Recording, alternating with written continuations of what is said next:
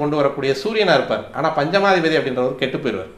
இங்கே 5 கூடியவர் 6 7 போயிட்டு அவர் நீச்சமடையக்கூடிய அமைப்பு, திருமண வாழ்க்கை, குடும்ப வாழ்க்கை, இன்ன பிற சுகமான அனுபவங்களை கொடுக்கக்கூடியது. அதேமாதிரி புகழ், அந்தஸ்து அப்படின்னு சொல்லக்கூடியதெல்லாம் இந்த சூரியன் கெடுத்துருவார்.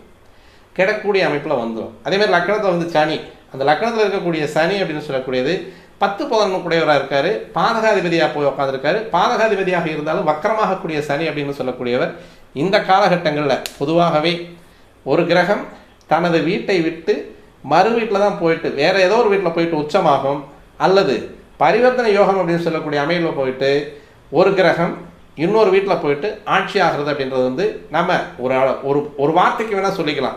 அந்த இடத்துல இப்போ நம்ம மேலே சொன்ன மாதிரியே ஃபஸ்ட்டில் இந்த சந்திரன் செவ்வாய் அப்படின்னு சொல்லக்கூடிய கிரகங்கள் பரிவர்த்தனை அப்படின்னு சொல்லக்கூடிய இடத்துல ஆட்சி அப்படின்றத நம்ம எடுத்துக்க முடியாது. கண்டிப்பாக செவ்வாய் அப்படின்றது நீச்சத்துக்கு போயிடுறாரு.